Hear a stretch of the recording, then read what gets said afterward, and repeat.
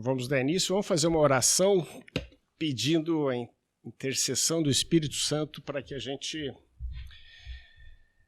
assimile bem esses conhecimentos que a gente vai tratar hoje. Em nome de Patris et Filii et Spiritus Sancto. Amém. Veni Sancti Spiritus replit orum corda fidelium et amoris in eis ignis accendi. Emiti spiritum tuum et creabuntur, et renovabis faciem terrae. Oremos. Deus qui corda fidelium sancti spiritu illustratione duquist, da nobis in iodem spiritu recta sapere, et eius semper consolatione gaudere per Christum Dominum nostrum.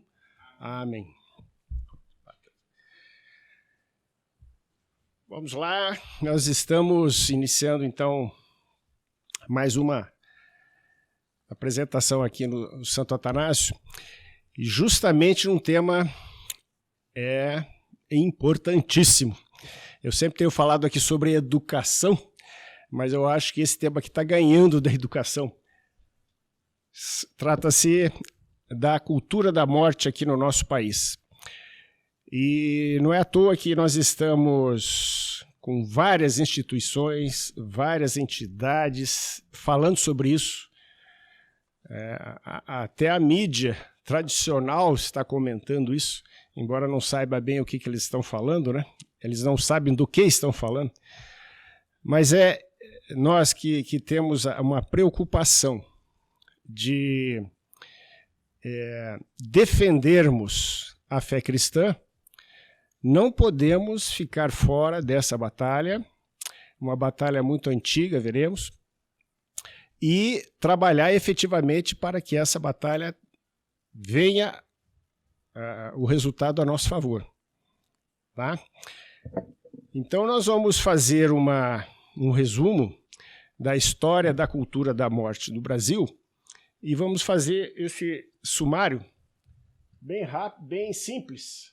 Eu vou gastar um tempo na introdução. É claro que todo mundo daqui, acredito que a maioria já tem alguma ideia, mas é importante, e principalmente para quem for assistir o vídeo, mergulhe nesse tema. Para isso, a introdução. E aí nós vamos falar sobre a cronologia do Brasil e o grande problema atual que nós estamos vivendo, que esse é, digamos, o grande foco da nossa apresentação hoje. Então vamos partir para a nossa introdução. Olha só. Nós precisamos entender bem as palavras e o que elas significam. Muita gente pega as palavras que já existem, dão outros significados, começam a utilizá-las e a gente fica, às vezes, perdidos no significado, né? Então, o que é a cultura da morte? De uma maneira extremamente simples e objetiva, que não tem como esquecer, a cultura da morte é acabar com a pobreza, acabando com os pobres. Essa é a ideia da cultura da morte. Então, se você falar com qualquer um dos grandes promotores dessas ideias, você às vezes até fica abismado, né? Você entra, existe na porta lá nos Estados Unidos, a sede do Banco Mundial, está escrito assim na fachada: queremos acabar com a pobreza. Né? Você conversa com grandes empresários ou mega empresários e eles querem acabar com a violência no mundo, acabar isso. Ou seja, todas as grandes calamidades que a gente possa imaginar, esse pessoal vem defendendo. Bom, o fato é o seguinte, que o que efetivamente está acontecendo é que esse pessoal todo está criando uma mentalidade em nós, que é a mentalidade da exclusão, a mentalidade do descarte. Então, o pobre, ele é pobre, então vamos eliminar o pobre. Né? Com isso a gente acaba com a pobreza. O doente é doente, vamos eliminar o doente, aí acabamos com a doença. Ou seja, esse espírito é a cultura da morte. Aquilo que não tem uma utilidade, ele pode ser descartado. E aí nós vamos ver, nesse contexto, nós vamos entramos nesse tema do aborto, e nós vamos ver o seguinte, que algo aconteceu no mundo. Para alguns, acredita-se que pudesse ser como se fosse uma própria evolução da sociedade. A gente acompanhou historicamente, a gente vê que várias vezes a humanidade ela toma caminhos de acordo com com o seu próprio desenvolvimento, né, social, tecnológico, né, econômico. E nós vemos que até 1960 o mundo inteiro era contra o aborto. Existia? Sim, existia. No mundo, o primeiro grande país, o primeiro país que instituiu o aborto foi a Rússia, depois da Revolução Bolchevista. Então não era novidade, não. E em vários outros países. Mas o que aconteceu que, de repente, em 1960, foi uma reviravolta? Então aí nós vamos entrar num campo que justamente é o âmago do nosso estudo e nós precisamos entender bem. Indo um pouquinho para trás, e aí eu vou me valer desse livro, que chama-se de Rockefeller Century. O papel das grandes fundações nesse processo todo, cada um deles é uma enormidade de assuntos que nós temos. Mas, como eu falei, nós estamos dando uma introdução no tema, então vamos ficar com a Fundação Rockefeller. O Rockefeller Century, 100 anos de Rockefeller. Nós vemos ali o Rockefeller pai, o Rockefeller filho e o Rockefeller neto, né? O Rockefeller, o Júnior e o Rockefeller III, né? Esses três.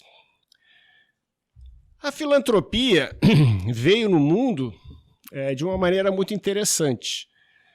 Havia, digamos assim, a intenção boa, embora nós possamos dizer que o cemitério está cheio de boas intenções, né? Mas a boa intenção da filantropia é ajudar. E o Rockefeller I começou nesse caminho de ajuda, seguindo o Carnegie, né? Carnegie foi um outro fundador, né? Esse do setor do aço, seguindo o Cecil Rhodes e etc. e tal. Bom, e ele conseguiu fazer muita coisa, inclusive acabar com a homeopatia e criar só a alopatia. Então a medicina, como nós conhecemos hoje, tem grande fundamento no Rockefeller I. Bom, o Rockefeller, então, instituiu essa ideia de querer fazer o bem. O Júnior, também com essa ideia, em 1920, ele criou um fundo justamente para estimular um estudo em sociologia, justamente após a Primeira Guerra Mundial. Achava-se que realmente o mundo tinha que evitar uma próxima guerra. Pois já tive a primeira, tinha a segunda, e descobriram a bomba atômica, daí fica, se tiver uma terceira, a quarta vai ser a de pau e pedra, né? Porque a terceira, então, ou seja, temos que resolver esse problema da guerra no mundo. E aí chegou-se à conclusão de que o problema era sociológico, nós tínhamos que controlar a população para evitar as guerras, né? E a Laura Spellman Fund foi criado para estimular esse tipo de estudo. A Laura Spellman é a mãe, é a mulher do Rockefeller I, né? Mãe do Júnior, né? E eles desenvolveram muito, né? Esse processo. Mas o Júnior falava com o filho dele, o Rockefeller III, o que você vai fazer na vida, né? O cara já milionário, tinha tanto dinheiro que poderia viver dezenas ou centenas de vidas que não ia acabar o dinheiro todos deles. No caso, Rockefeller veio com o petróleo. E aí, o Rockefeller III escreveu uma carta para o pai, para o Júnior. Ele escreveu em 1934. Nessa carta, está na íntegra aqui no livro, ele fala o seguinte. Ele está falando, mandou uma carta para dizer para o pai que tinha tomado uma grande decisão na vida. O propósito dessa carta é perguntar se o senhor tem interesse, como consultor do comitê da Fundação Rockefeller, né, de assumir a responsabilidade de continuar no birô, dando apoio a um importante campo. Eu tenho a liberdade de sugerir porque o meu grande interesse pessoal é o controle populacional. Né? My great personal interest in birth control. Ou seja, e questões correlatas. Ou seja, o Rockefeller III estava escrevendo para o próprio pai uma carta assumindo uma definição na vida. E a partir daquele momento ele iria tratar do controle populacional. Né? O controle populacional. Então eu tenho o maior interesse no controle populacional, eu tenho grandes conclusões nesse campo e que eu tenho todo o interesse e vou concentrar todo o meu ser. Ou seja, é uma dedicação total à causa. Bom, até por que eu estou lendo isso daqui, né? Até que ponto isso daqui tem alguma finalidade? Bom, é o seguinte, o fato é que em 1952 ele cria o Conselho Populacional. Ele não conseguiu implementar na própria Fundação Rockefeller essa ideia. E ele criou, ele próprio, o Conselho Populacional. Um grupo de mais de 26 especialistas no assunto. Naquela época, você veja, é difícil achar naquela época especialista nesses assuntos. E ele chegou e começou a fazer propaganda. E o que fazia o conselho? Simplesmente começou a estudar o assunto. Como é que se faz ou se poderia fazer naquela época algum tipo de controle e fazer com que as pessoas não tivessem mais filhos e evitasse a superpopulação, que era, obviamente, um equívoco absurdo, né, que estava pairando pelos ares naquele momento. E aí, acredite, a Fundação Ford topou as ideias do Rockefeller. E aí começou de uma maneira muito intensa um trabalho voltado para isso de forma global.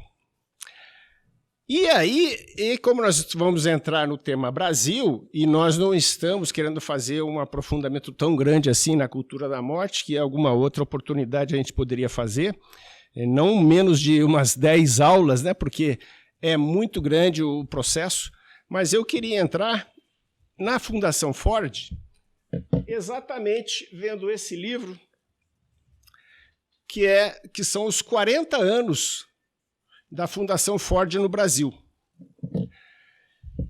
40 anos da Fundação Ford no Brasil, eles emitiram esse livro.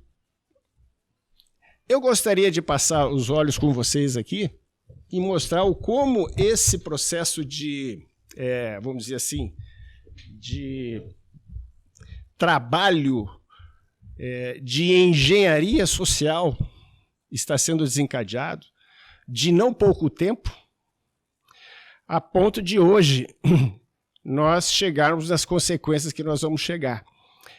E não entendermos que isso não é um desenvolvimento natural da humanidade, e sim um processo totalmente conduzido por inteligências humanas com o objetivo claro e precípuo de controlar a sociedade.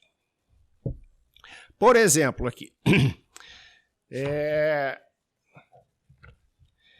em outubro de 1962, por isso que eu coloquei aqui em 62, a Fundação Ford abriu ao público seu escritório no Brasil.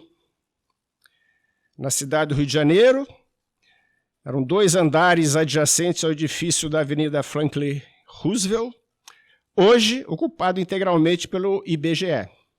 O novo escritório representou de uma forma modesta de marcar aqui no país um avanço significativo em relação aos arranjos provisórios dos 2 anos anteriores e que, em 60, a Fundação Ford já fazia os seus contatos iniciais e concedia suas primeiras doações às universidades públicas e instituições do governo brasileiro. As primeiras doações, um total de 3 milhões de dólares, foi para a Fundação Getúlio Vargas. O volume é gigantesco. Por que jogar dinheiro em outro país, né? Aquela pergunta, nossa, mas será que isso é tão importante assim, né? Ao mesmo tempo, a imensa preocupação com o crescimento populacional levou a Fundação a investir, a Fundação Ford, né? A investir fortemente em propagandas de pesquisa e formação de recursos humanos na área de biologia reprodutiva e planejamento familiar. Então, o objetivo estava muito claro. Tinha que se descobrir como fazer isso. Vocês vejam que a forma de doação também é interessante. Aqui tem, na página 31, aqui tem os valores doados, que não vamos entrar aqui, mas tem uma percentagem. Dos grandes volumes, 30% das doações foi para o ensino superior e atividade acadêmica. Dentro daquela ideia que a gente já discutiu em outras oportunidades aqui, o como você dominar o sistema educacional seria importante para uma meta tão grande como essa. E 12% das doações na sexualidade e saúde reprodutiva. Continuando ainda, lembrando que estamos ainda na nossa introdução, né?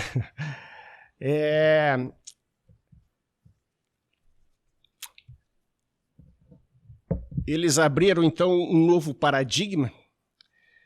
Em 1989, foi feita uma avaliação rigorosa no programa de população e que culminou com um documento chamado Reproductive Health, Strategy for the 90s, ou seja, a saúde reprodutiva, uma estratégia para os anos 90, né?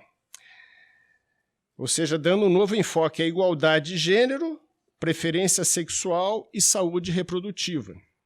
Essa mudança de paradigma em 89, né, reconheceu a plenitude dos direitos sexuais e reprodutivos. Coisa que, em tese, é absurdo, né? Não existe direito sexual e reprodutivo. Isso foi produzido artificialmente na ONU, né? Ampliando a definição de saúde reprodutiva, que passou a abranger o acesso a métodos seguros, eficazes de contracepção, o aborto, a maternidade sem risco, doenças sexualmente transmissivas, AIDS e educação sexual. Nessa nova concepção, os principais objetivos da programação passaram a ser a melhoria das relações de gênero e maior atenção às necessidades das pessoas, das famílias e das comunidades excluídas.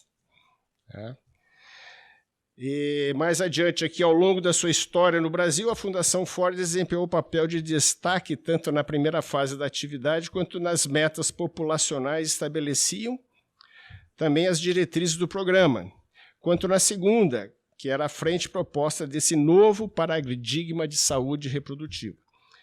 Então, a partir de 89, ele ficou com duas grandes metas, o controle populacional e a saúde reprodutiva. Para finalizar essa passagem rápida aqui pelo documento da própria Fundação Ford, para vocês não disserem que eu estou inventando, né? Estou tirando exatamente aqui do texto deles, o como eles influenciam e como, isso aqui é título de curiosidade, o como essas fundações internacionais agem nos países onde eles querem. Desde 1985, a Fundação havia percebido que o principal desafio do Brasil era garantir a democracia, que não fosse apenas uma série de arranjos institucionais, mas que se aplicasse realmente a toda a sociedade. Quando, em 93, Fernando Henrique Cardoso foi nomeado ministro da Fazenda, parecia ter chegado, finalmente, para os líderes brasileiros, a oportunidade de se concentrarem nessas tarefas críticas.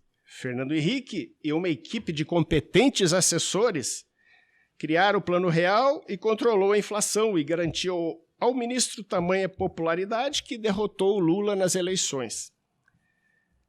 Tendo esse ex-bolsista na presidência, a Fundação poderia, pela primeira vez desde os anos 60, quando ela entrou no Brasil, perguntar não apenas quando a democracia vai voltar, mas como podemos fortalecê-la.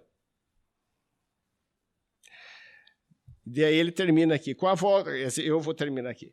Com a volta completa à democracia nos anos 90, a eleição de um presidente como Fernando Henrique Cardoso, a ideia que se tinha é que das 3 décadas de investimentos da Fundação nos melhores cientistas sociais do Brasil haviam dado fruto.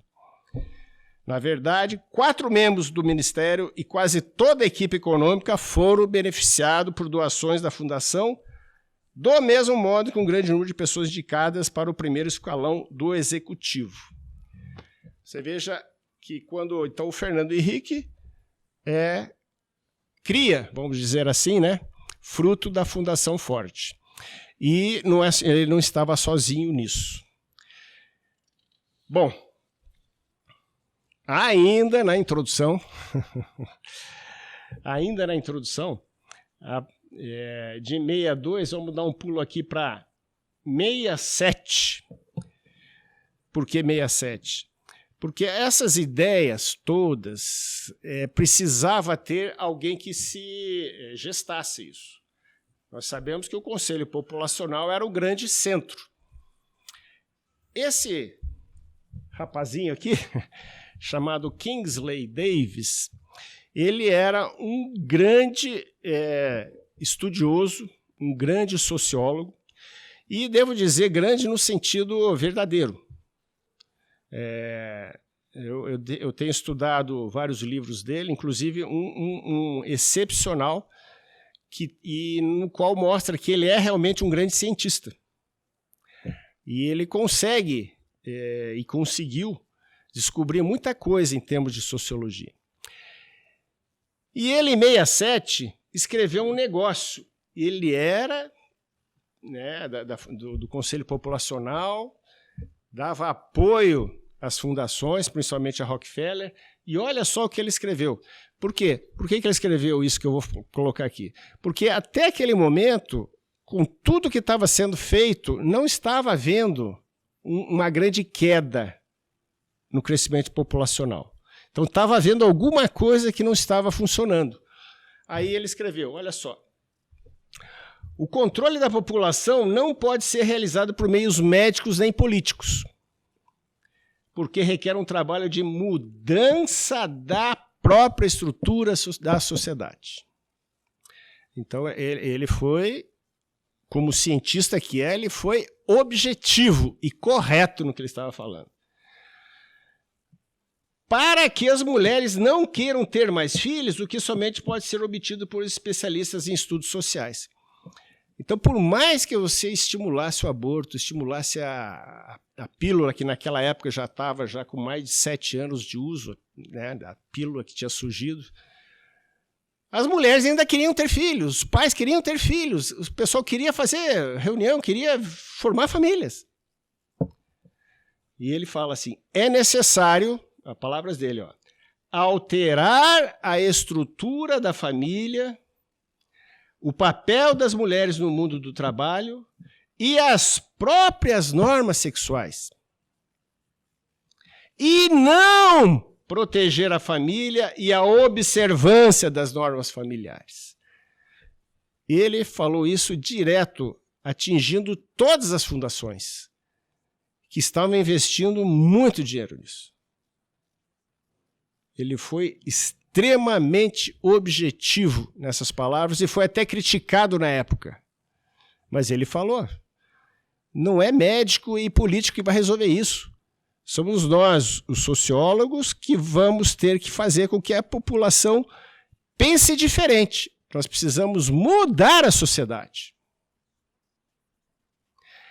Aí, em 74, essa senhora, aluna do Kingsley Davis, chama-se André Germain, ela conseguiu, numa reunião direta com o Rockefeller, também temos livros bem claros disso, em que ela chegou e explicou exatamente para o Rockefeller qual era o problema. E convenceu ele, numa única reunião, de que toda a estratégia do Conselho Populacional estava equivocada. Era preciso realmente fazer aquilo que o professor dela e toda uma elite pensante estava fazendo naquele momento. Ou seja, era preciso mudar a sociedade. Em 85, ela além de dar apoio à Fundação Ford, a Rockefeller também começou a dar apoio e orientação à Fundação Ford. Então, aí eu termino a nossa introdução e entramos efetivamente no nosso segundo tema, que é o que aconteceu no Brasil. Então, vamos agora, nesse contexto geral que eu passei para vocês, o que aconteceu por aqui, ou o que estava acontecendo por aqui. Antes de...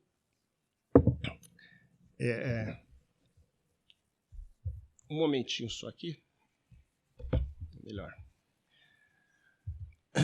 Só para não deixar a André Germain em branco, esse documento aqui é incrementando o acesso ao aborto seguro, estratégias para uma ação, ou para ação, uma linha de ação. Ou seja, ela desenvolveu toda uma estratégia para emprego mundial em qualquer país.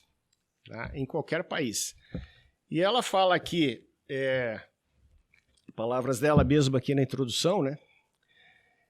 Em quase todos os países o aborto induzido é legal, em certas condições.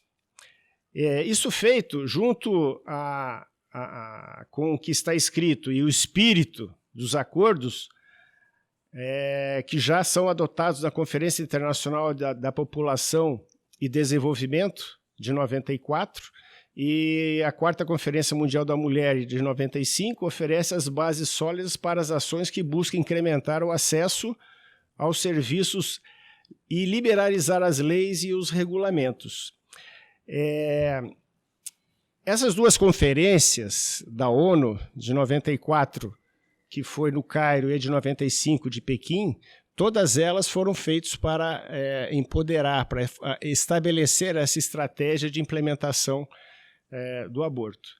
Então, é necessário, né, para lograr que o aborto seja seguro em todas as partes, os defensores, legisladores e formuladores de políticas públicas devem gerar uma vontade política. Os provedores de saúde e de planejamento familiar devem gerar uma vontade profissional para mudar as leis e assegurar os serviços de boa qualidade que sejam acessíveis e exequíveis. A palavra aborto seguro foi uma invenção, de certa forma, dela. Também se assemelha à ideia do aborto legal, né? Não existe aborto legal. O aborto é um crime, existem algumas regras em várias leis que não punem, mas ele não deixa de ser um crime. É um crime não punível, né, em alguns casos. Então, qual é a tática que ela usa? como é muito raro não ter alguma exceção para aborto, se tiver, ela tem que criar. Mas se já tiver, pega essa causa e transforma isso em aborto legal. Então, você usando a tática da narrativa, você não, então o aborto é crime. Não, existe um aborto legal. Então, aquela ideia da força da palavra que tem outros significados. Então, ao momento que se implementa esse processo, a gente vai ver que é exatamente o que aconteceu no Brasil. E agora sim nós temos condições de entrar bem claramente no nosso tema aqui. Tá? Em 2003 e 2005, nós temos 2 levantamentos feitos pelo IBOP, em pesquisa, que mostra que 90% em 2013 e praticamente 97% em 2005 eram contra o aborto no Brasil. Aí pensa assim, nossa, mas se tanta... Para quê? Então, nem tem discussão sobre isso, né? Por que queria ter algum tipo de discussão? Mas justamente aconteceu que foi iniciado o processo utilizando a linha de ação que a Andréa Germain desencadeia e desenvolveu. Em 1988, tá, ela veio para o Brasil. Porque se imaginava que o Brasil era um país promissor para se implantar. Vocês vieram forte, tipo com toda a força. Vai dar certo. Ela esteve aqui no Brasil. E aí começaram, mas tem aborto permitido no Brasil? Não, aborto é proibido no Brasil, né? Só em caso de morte, risco para a mãe, e em caso de estupro. Ora, o que aconteceu?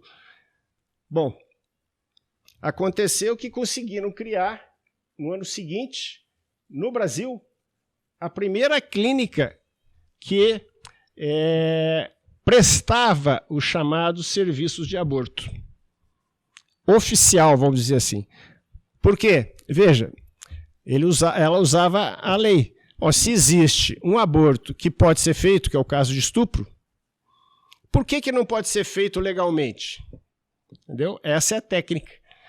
Então, criou-se e então fundaram-se, lá em São Paulo, a prefeita era a Luísa Erundina, na época, fundaram, então, o primeiro hospital. Em 90, a Fundação Ford deu lembra que eu li ali, aquele relatório sobre saúde e estratégia no ano 2000? Essa estratégia previa um crescimento de população zero. Ela entendeu que tinha que enfrentar esse problema populacional de acordo com o que o Kingsley Davis e a Andréa Germain tinham falado. Ou seja, tem que parar com esse negócio de falar de família. Tá? Então, são temas delicados sobre educação sexual precoce, o status da mulher na sociedade, o julgamento de valores morais, éticos, e as decisões reprodutivas são tomadas não pelos indivíduos, mas pela sociedade.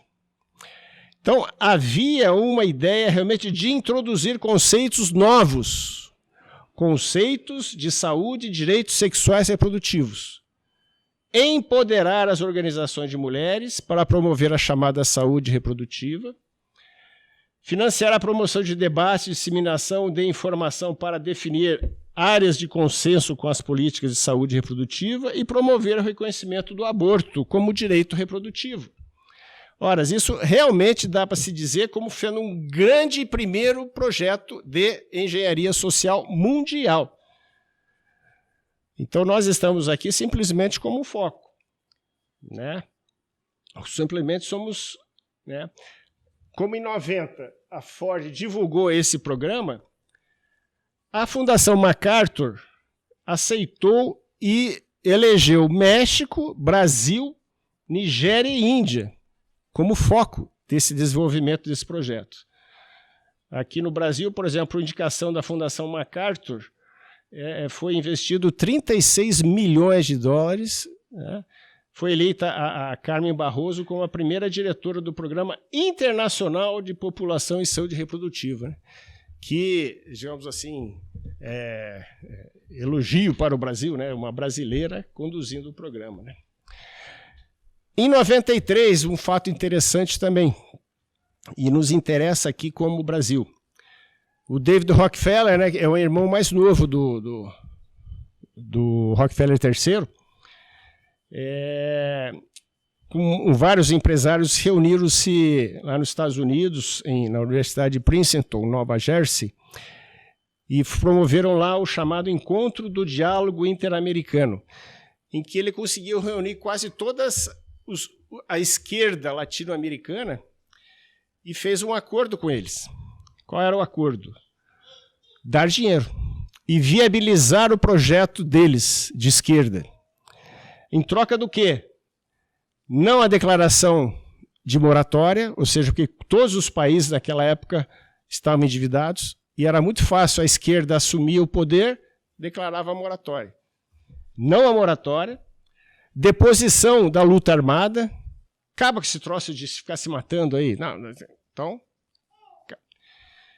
E, terceiro, apoio ao movimento homossexual, à legalização do aborto e à educação sexual liberal. Nesse encontro, quem que estava representando o Brasil? Vocês fazem ideia?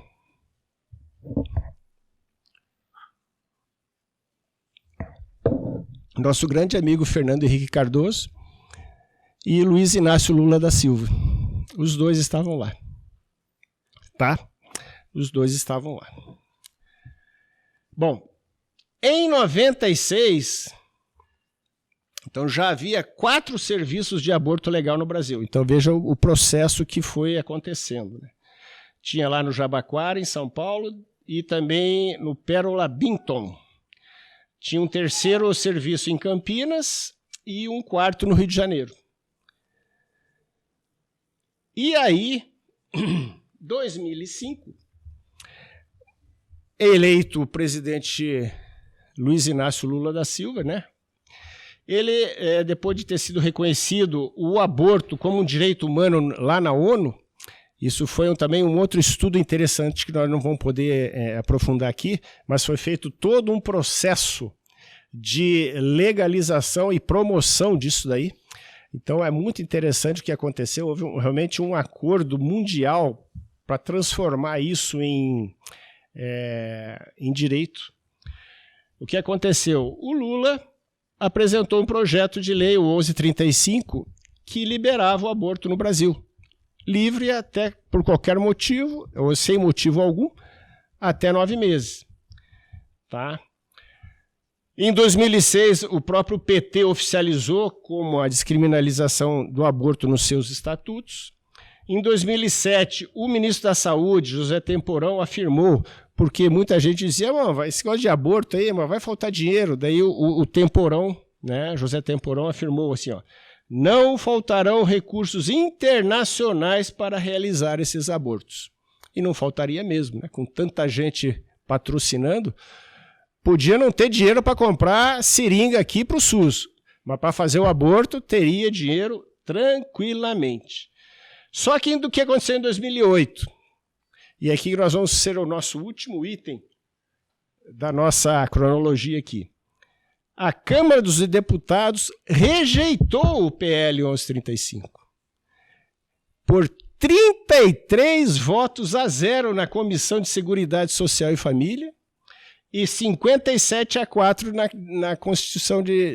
na Comissão de Constitucionalidade. Quer dizer, o projeto morreu morto. Mas você lembra que eu falei da estatística? O brasileiro não quer isso. E em 2008 estava muito claro isso. Não se quer, não se imagina fazer isso. Bom, houve mais alguns eventos que nós vamos pular direto para a problemática atual. Bom, o que aconteceu? Ora, hoje nós estamos vivendo uma coisa assim bastante absurda. Veja, a última vez que, de uma maneira muito séria, o tema foi discutido pelo Congresso, o projeto nem avançou nas comissões. Aí você pega algo e pergunta assim, mas escuta, não tem o que discutir, né?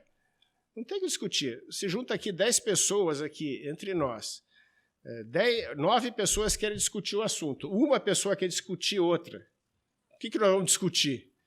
Aquilo que as 9 querem. Alguns chamam isso de democracia, né?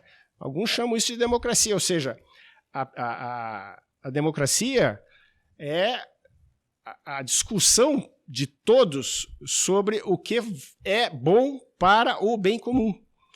Então, se a pessoa não entende a democracia como o respeito que a maioria exerce sobre todos, ou seja, a maioria determina o que vai acontecer.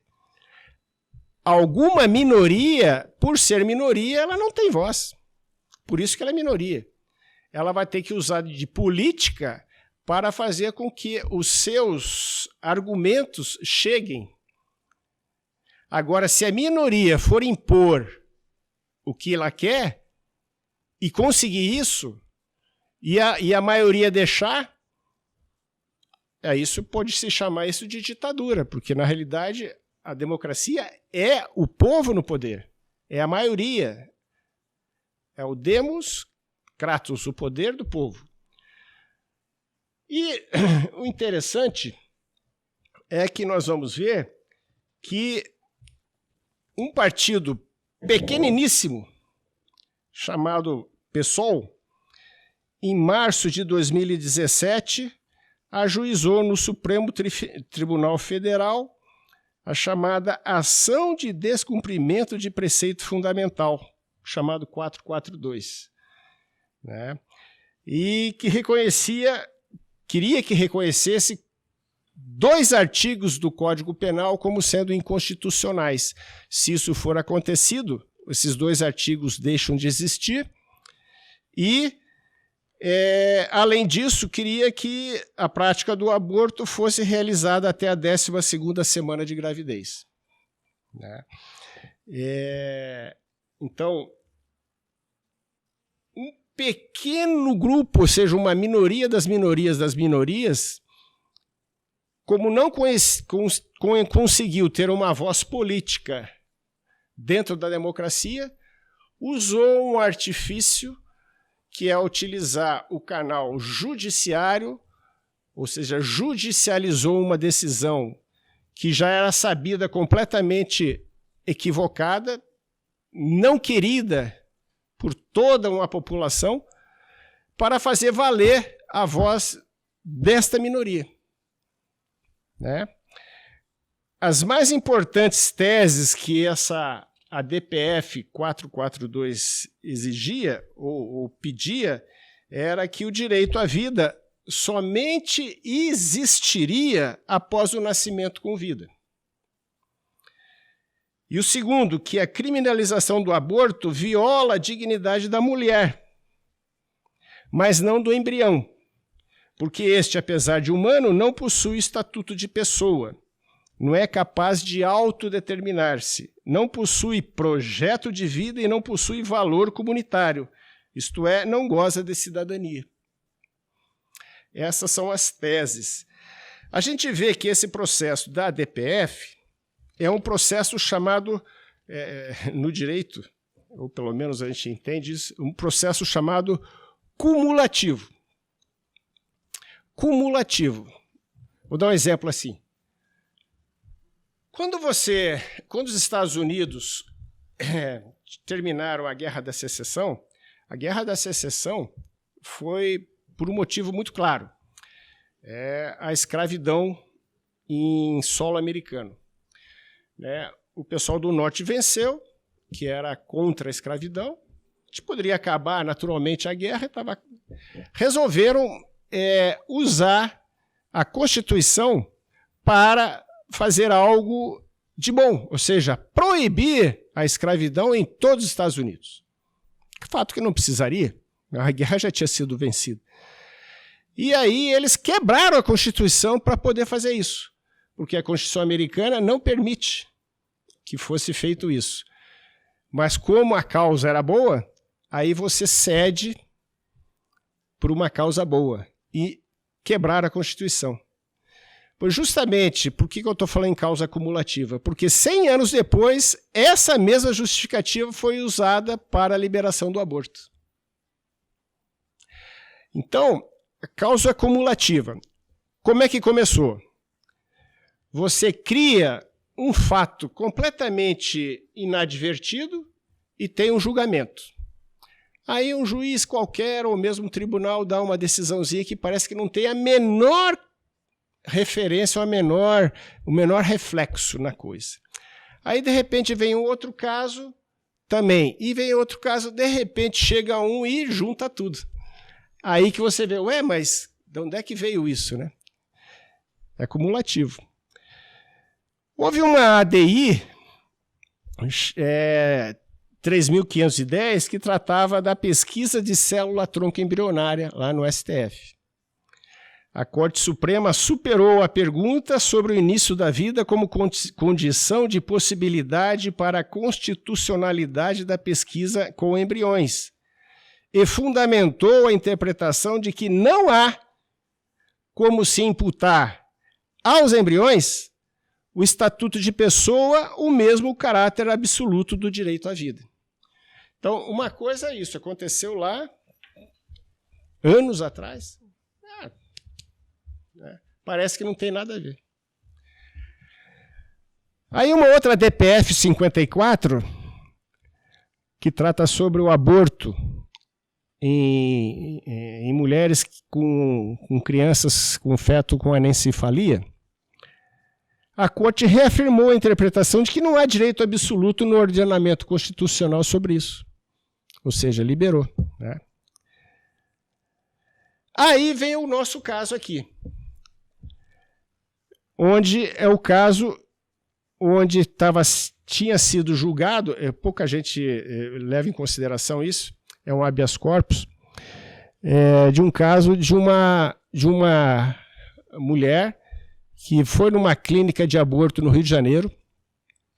Nessa clínica de aborto, ela fez o aborto, as pessoas responsáveis já estavam processadas também por aborto, mas estavam fazendo assim mesmo, não estavam negando, né?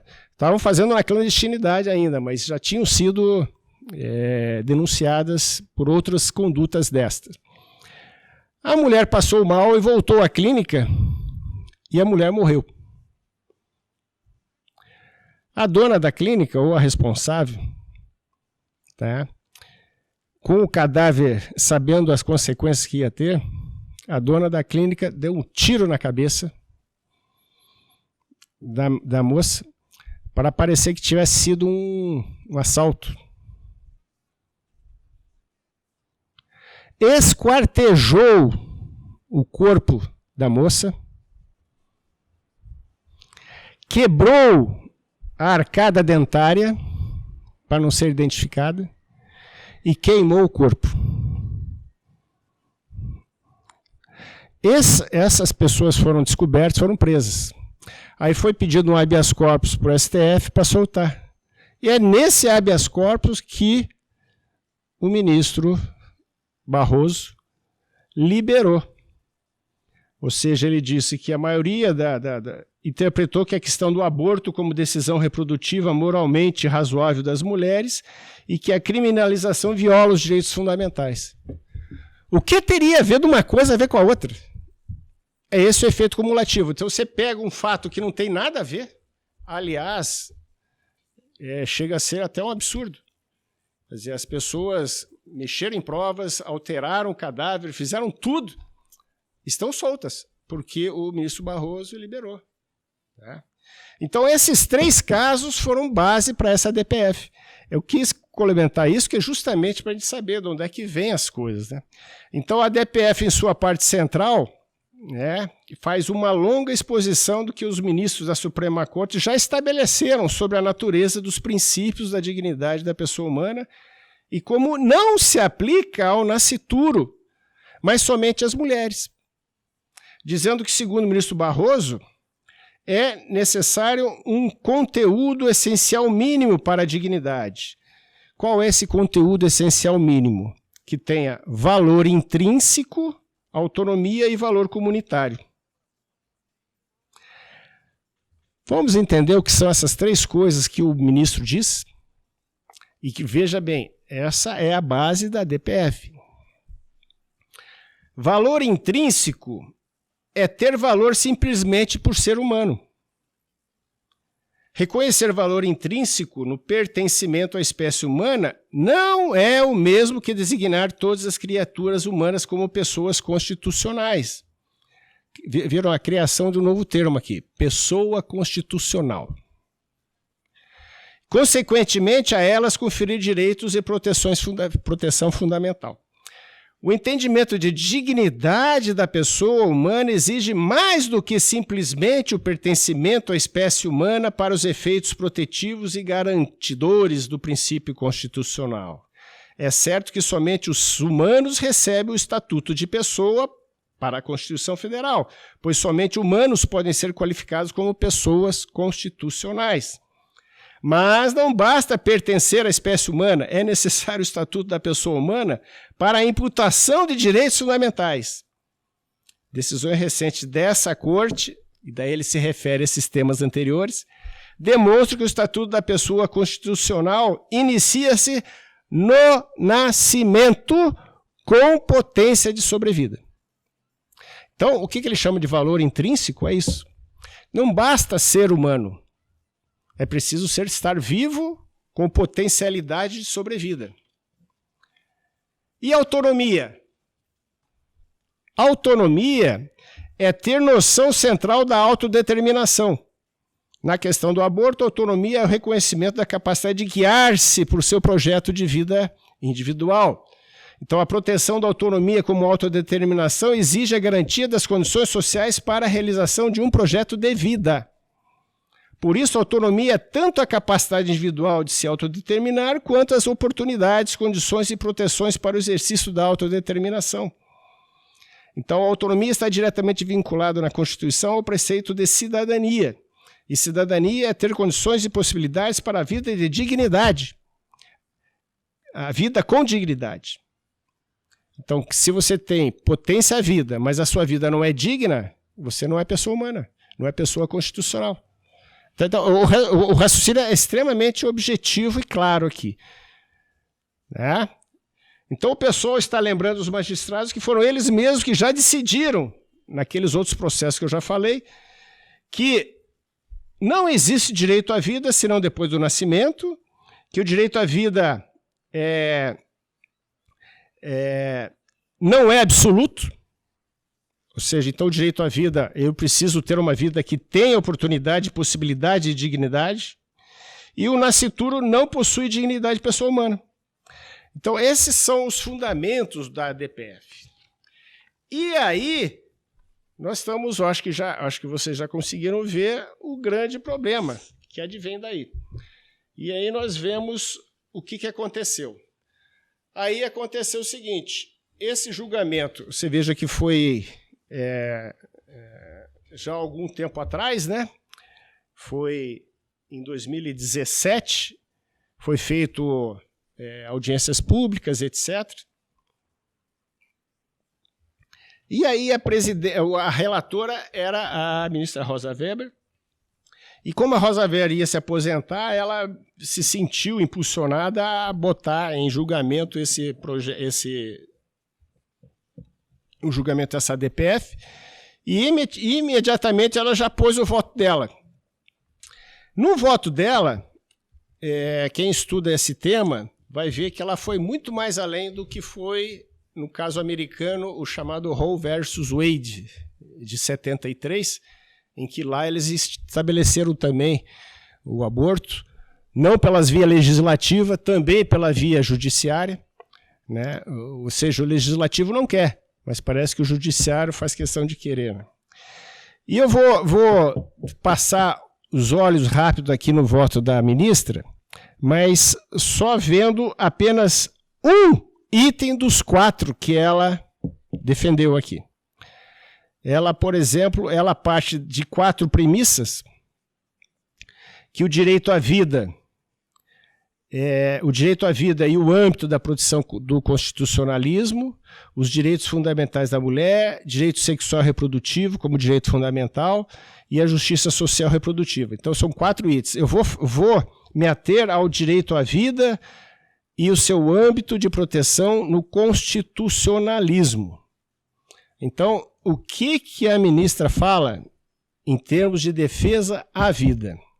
Vamos ver. Bom, ela diz, como ela escreveu, então não dá para dizer que é subentendido, né?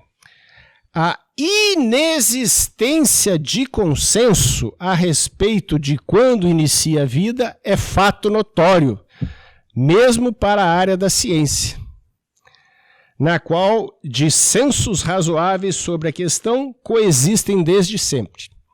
Então, o ponto de vista dela é que não existe para a ciência quando começa a vida.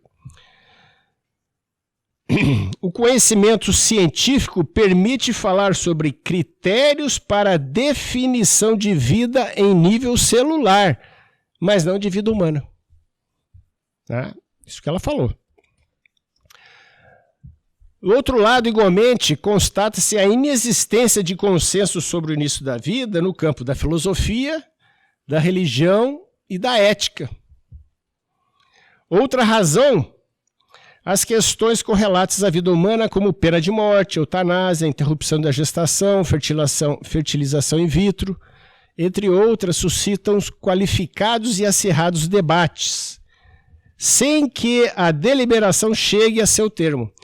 Então, ou seja, ela acha que, como dá muito debate, é que não tem definição das coisas, né? Até parece, né?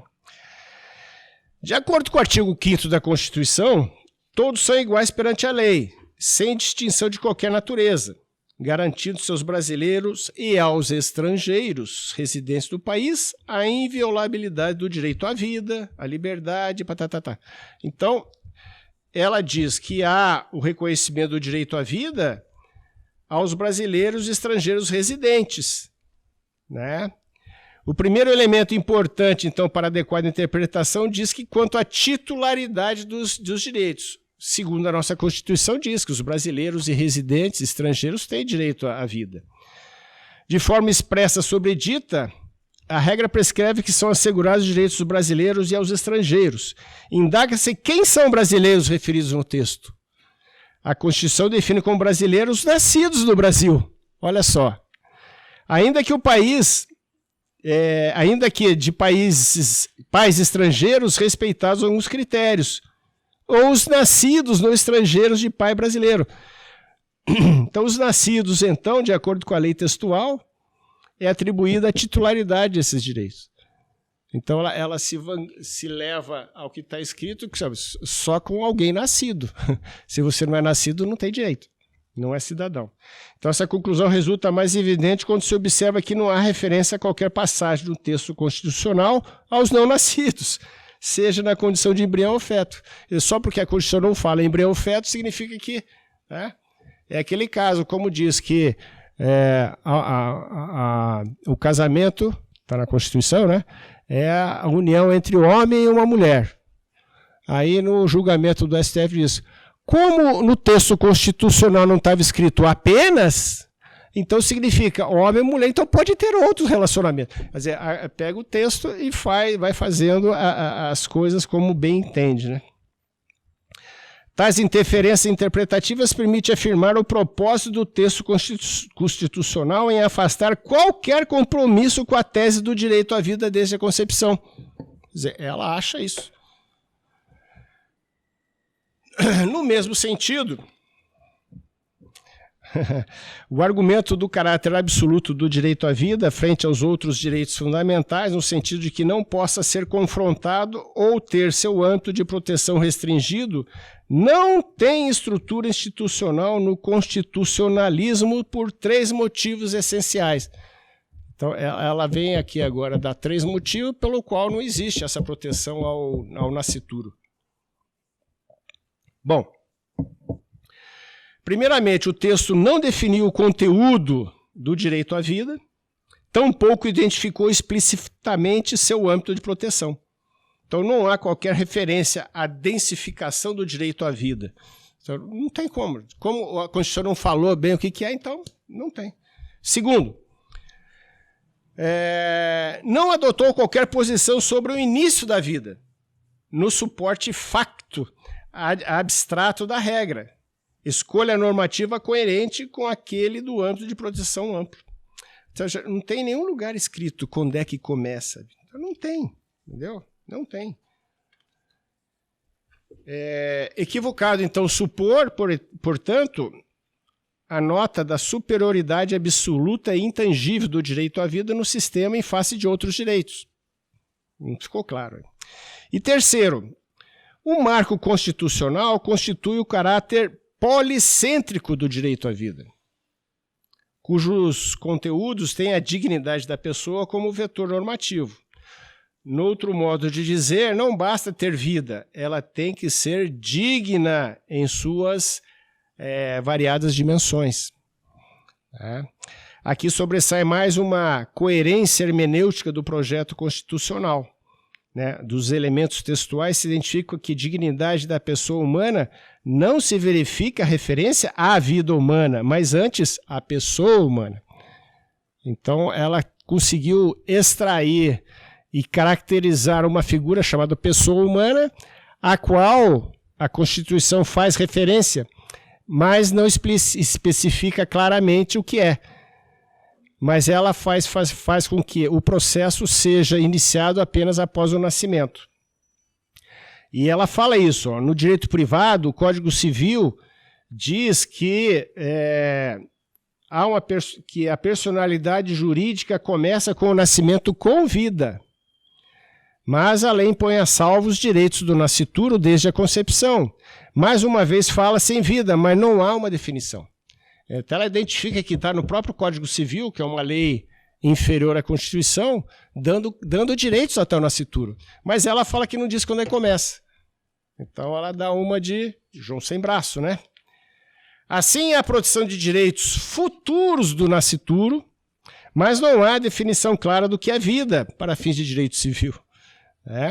Então essa ideia de vida protegida fica condicionada a critérios não delimitados no Código Civil. O que pode-se dizer que há um interesse jurídico na preservação da possibilidade do nascimento com vida e que não há transmissão de bens pelo nascituro no caso do não nascimento ou do natimorto. Mais adiante aqui. Uma outra excludente que ela coloca aqui.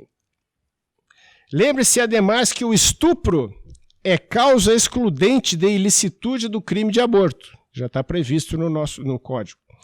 Mesmo que o feto seja plenamente viável e sem qualquer restrição temporal. Então significa que o estupro, você pode fazer o aborto a qualquer tempo, durante 9 meses, mesmo o feto sendo viável. Ou seja, no caso do estupro, não há interesse em proteger o feto contra a gestante. Fica evidente que, para o direito penal, a vida não traduz valor único e absoluto. Então, olha só, ela conseguiu captar o absurdo que nós temos no nosso Código Penal, que é realmente um absurdo, você permitir o estupro, isso é um absurdo, mas como já está aprovado, ela usou isso como argumento a favor dela. Olha que interessante, né? Então, ela fala assim, ao dar direito à vida... Aliás, dar ao direito à vida a interpretação no sentido de conferir proteção absoluta desde o momento da concepção implicaria reconhecer a proibição de qualquer hipótese de... Sim, isso é verdade. Nós temos que reconhecer isso, nós temos que correr atrás disso, tem que ser o nosso próximo objetivo, tirar esse item do Código Penal. Bom, vamos já caminhando aqui para o final.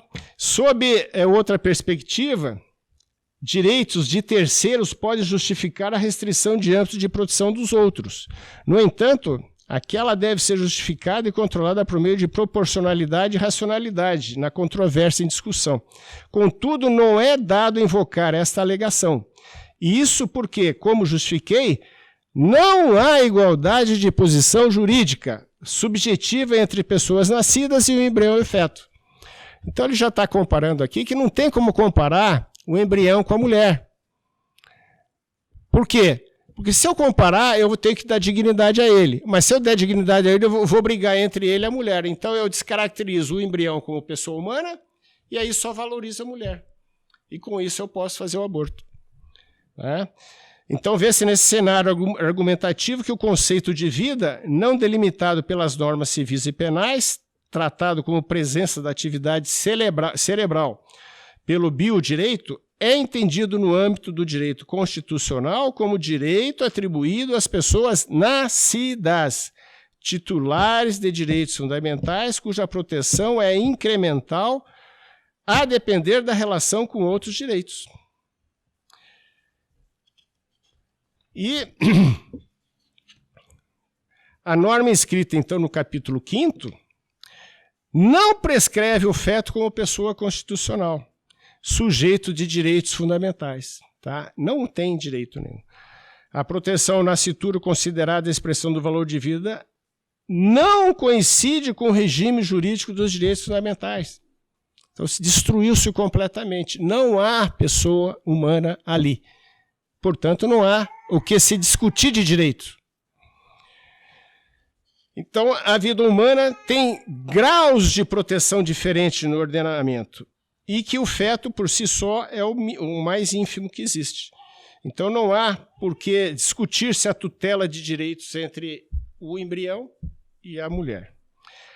Então, não há o que se discutir aí. Finalizando aqui, então, de fato, quando a análise da questão de interrupção voluntária da gravidez, a primeira premissa que se coloca é da contraposição necessária entre os direitos fundamentais do feto e da mulher, como se tratasse de conflito bipolar de bens jurídicos. Todavia, essa premissa é equivocada.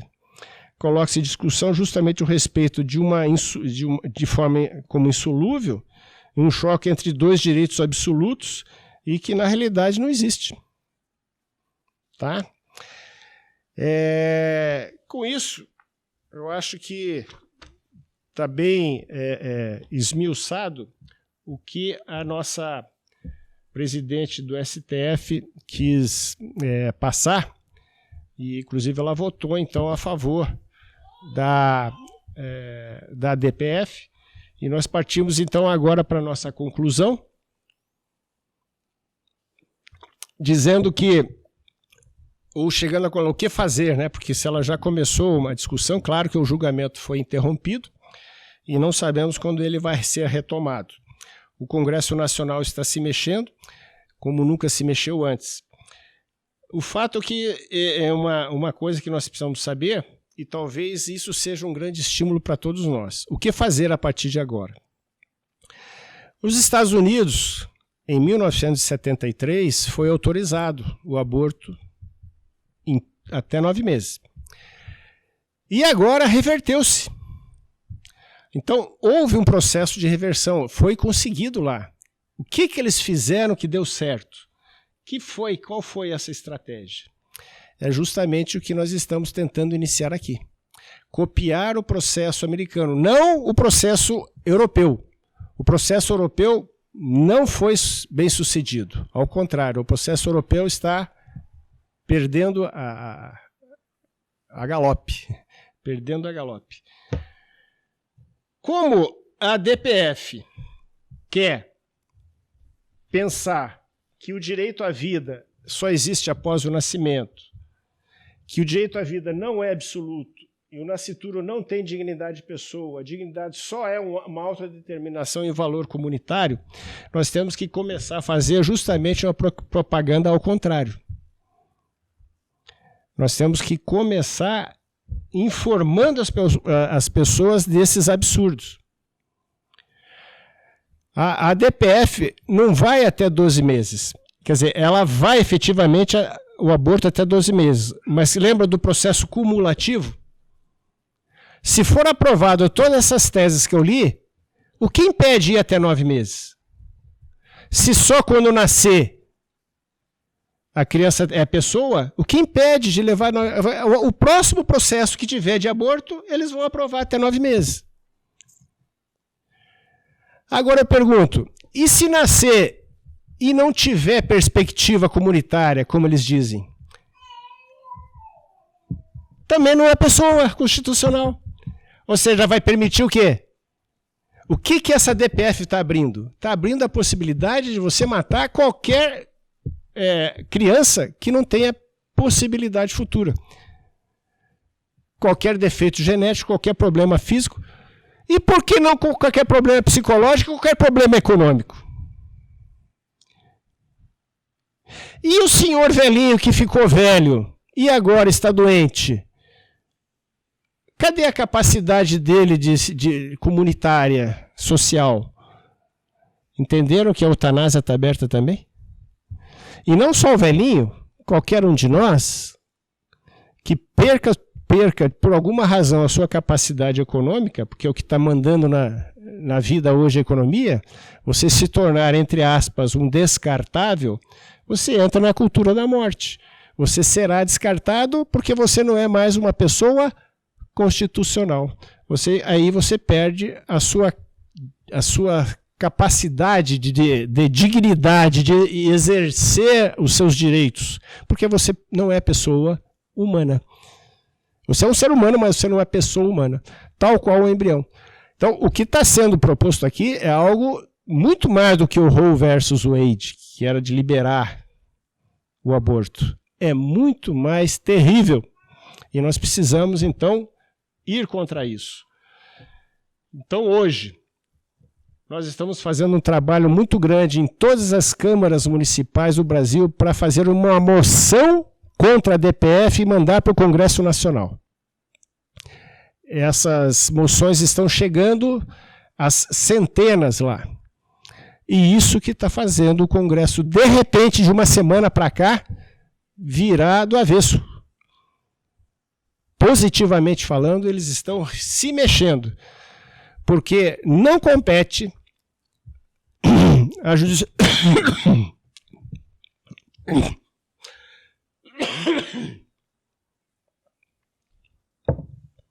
Não compete à justiça legislar.